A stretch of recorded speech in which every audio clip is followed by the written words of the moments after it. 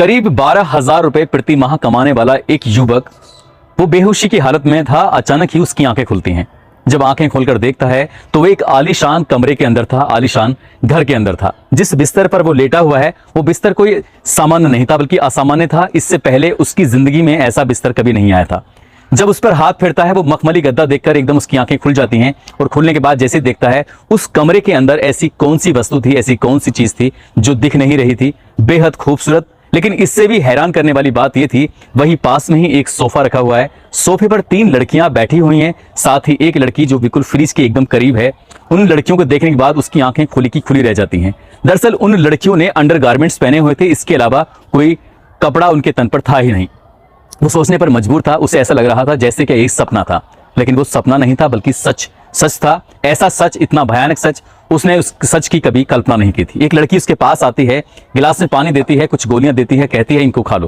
वो लड़का ना नुकर भी करता है, लेकिन उसे मजबूरी में वो गोलियां खानी पड़ती हैं। उन गोलियों को खाते ही उसके शरीर में अलग तरह के बदलाव देखने को मिल रहे थे। उसके साथ जो होता है उसने कभी कल्पना नहीं की थी और आज इस बात की गूंज हर अखबार, हर टेलीविजन के वेब पोर्टल पर गूंज रही है। हर कोई जानना चाहता है कि आखिरकार उन 4 लड़कियों ने उस मजदूर के साथ ऐसा क्यों किया।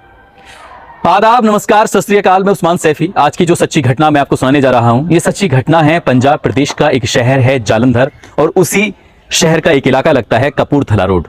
दरअसल 21 नवंबर 2022 की शाम लगभग 7 बजे के आसपास जब सड़कों पर पूरी तरह से अंधेरा था, स्ट्रीट लाइटें जली हुई हैं, एक मजदूर अपने फैक्ट्री से काम करके, चमड़ा फैक्ट्री से, और अपने घर की तरफ जा रहा था।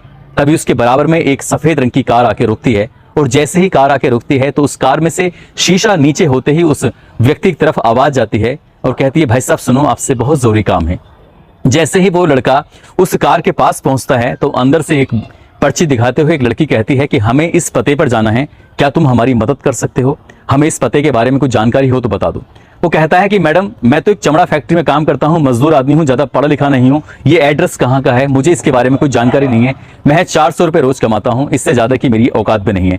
जब इस तरह की वो बातें कर रहा था, अपनी बात रख ही रहा था कि अचानक से उसके चेहरे पर कुछ ठंडी ठंडी वस्तु आकर गिरती है, जिसको इससे पहले कि उस चीज को वो समझ पाता, उस केमिकल के उस चीज के बारे में समझ पाता, तब तक वो बेहोश हो चुका था। और बेहोश होने के बाद कुछ देर, यानी कि 7 बजे का ये वाकया है, लगभग 2 घंटे के बाद, रात के 9 बज चुके थे, तब उसकी आंखें खुलती हैं और आंखें खुलती हैं एक बड़े से आलीशान घर के कमरे के अंदर। उस कमरे में ऐसी सुख सुविधाओं की हर वस्तु थी, हर चीज थी। जिस दीवार पर, जिस छत पर, जिस जगह पर नजर मार रहा था, उसने अपनी जिंदगी में उससे पहले कभी ऐसा घर, ऐसा कमरा देखा नहीं था। तभी एक लड़की उसके पास आती है और वो लड़की उसको कुछ गोलियां देती है, पानी देती है, और जब उसका विरोध करने की कोशिश कर रहा था तब उन लड़कियों ने कहा कि तुम्हारे साथ वो अंजाम किया जाएगा जिसकी तुमने कभी कल्पना नहीं की थी। हाथ और पैर पूरी तरह से उसके बांधे हुए थे, इसलिए वो ज्यादा कुछ कोशिश कर भी नहीं सकता था। तब मजबूरी में आकर उस व्यक्ति ने, उस लड़के ने, वो शांत पड़ा रहा और उसने अपनी आंखों से देखा उन लड़कियों ने अपने एक एक कपड़ों को अपने तन से अलग करना शुरू कर दिया। जब उनके तन पर महज अंडरगारमेंट्स रहते हैं तब उन लड़कियों ने वहीं शराब रखी हुई है और शराब को पीना शुरू कर दिया।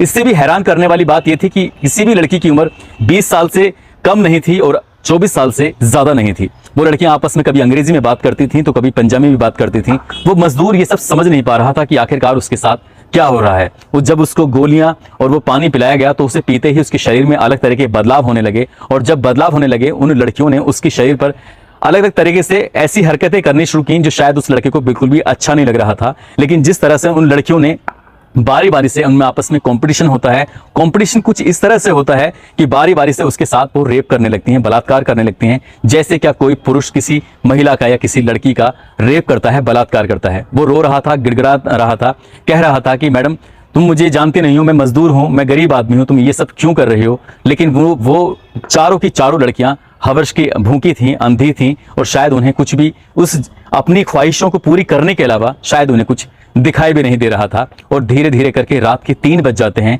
3 बजे तक उसके साथ वो ऐसे ही घिनौना कृत्य, घिनौना काम कर रही थी। और जब 3 बज जाते हैं, जिस तरह से वहां से किडनैप करके उसका हाथ और पैर बांधकर वो लेके आई थी, ठीक उसी तरह से हाथ और पैर बांधकर उसको उसी जगह के, उसी इलाके के आसपास फेंक देती हैं।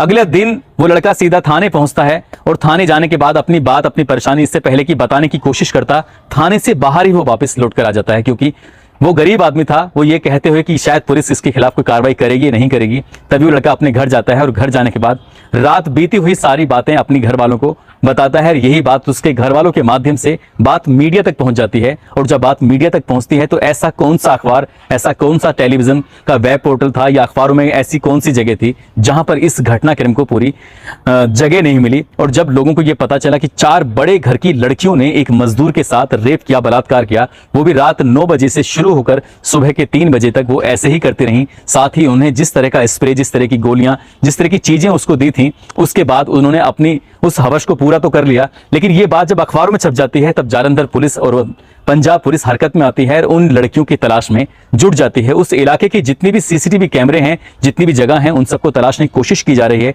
ताकि सफेद कार के बारे में पता चल सके। सफेद कार में बैठी हुई वो कौन कौन लड़कियां थीं, किस घर की लड़कियां थीं और किस घर में जाकर उसके साथ ऐसा हुआ था, इस सबकी जानकारी जुटाने की कोशिश कर रही हैं। लेकिन जब उस लड़के के पास पुलिस वाले और मीडिया वालों ने बातचीत करने की कोशिश की कि तुमने फिर एफआईआर दर्ज क्यों नहीं कराई, तो घर वालों ने ये कहते हुए इनकार कर दिया कि हमारा अपना ये आदमी जिंदा वापस लौट कर आ गया, हमें इसी बात की खुशी है। वो चारों लड़कियां चाहती तो शायद इसका मर्डर भी कर सकती थी, इसको मार भी सकती थी, नुकसान भी पहुंचा सकती थी, लेकिन उन्होंने इसके साथ शारीरिक शोषण करने के अलावा और कोई नुकसान नहीं पहुंचा है, इसलिए हम कोई कार्रवाई नहीं चाहते हैं। वैसे भी गरीब आदमी है, महीने के 10-12 हज़ार रुपए महीने कमाते हैं, इससे घर का खर्च भी नहीं चल पाता। ऐसे में कहां पर जाकर केस लेंगे, क्या करेंगे, समझ नहीं पा रहे हैं। लेकिन हर कोई इस बात को जानना चाहता है, जालंधर पुलिस हो या पंजाब पुलिस हो, ये चारों लड़कियां कौन थी, कहां से आई थी, आखिरकार उन्होंने इसके साथ ऐसी गंदी हरकत क्यों की। क्या ये पहली बार ऐसा हुआ है या वो लड़कियां ऐसे ही रात को सड़कों पर निकलती हैं और किसी भी व्यक्ति को बेहोश करके अपने घर में ले आती हैं। ये बहुत सारे सवाल हैं, बहुत सारे क्वेश्चन हैं हर किसी के दिमाग में जो कि जानना चाहता है। ठीक वैसे ही जैसे लोगों को इस बात की जानकारी मिली खबरों के माध्यम से, तब लोग इस घटना को लेकर चटकारे भी ले रहे हैं और हैरानी भी कर रहे हैं कि एक तरफ लड़कियों के साथ गंदा काम होता है, एक तरफ लड़कियों को हवस का शिकार बनाकर उनकी हत्या कर दी जाती है, और इस जमाने में, इस समाज में ऐसी भी लड़कियां हैं जो लड़कों का भी शोषण कर रही हैं। ये बात कितनी सच है और कितनी झूठ है, इसके बारे में जालंधर पुलिस अपनी जांच पड़ताल में जुटी हुई है और उनका दावा है कि जितनी जल्दी हो सकेगा इस सच को दुनिया के सामने रखकर इससे पर्दा जरूर उठाया जाएगा। दोस्तों, इस घटनाक्रम को सुनाने का उद्देश्य किसी को परेशान करना नहीं है, किसी का दिल दुखाना नहीं है, बल्कि आपको जागरूक करना है, आपको सचेत करना है। और जाते जाते कुछ लोगों के जन्मदिन हैं, जिसमें प्रकाश लेगा हैं, शुभम राणा हैं, इनको जन्मदिन की बहुत सारी शुभकामनाएं, बहुत बहुत मुबारकबाद। साथ ही कुछ लोगों ने नाम लेने की अपील की थी, इसमें वाजिद खान रोहनपुर से हैं, वंदना निषाद आजमगढ़ से हैं, आजम सिद्दीकी रोहतक से हैं, नीलेश ठाकरे मुंबई से, प्रोमिला यादव बुलंदशहर से हैं, डब्बू मित्तल बिहार से हैं, पंकज पंडित उत्तराखंड से हैं, ललित शिरोही बुलंदशहर से हैं, शकील खान नोएडा से, प्रियांशु पांडे दीपांशु पांडे झारखंड से, राहुल राजपूत कानपुर से है, हसन खान, फरीदा खान, श्रेया खान, रिंकू कुमार, गुरमीत कौर, इन सभी ने नाम लेने की अपील की थी। आप सब लोग अपना ख्याल रखें, सुरक्षित रहें। जय हिंद, जय भारत।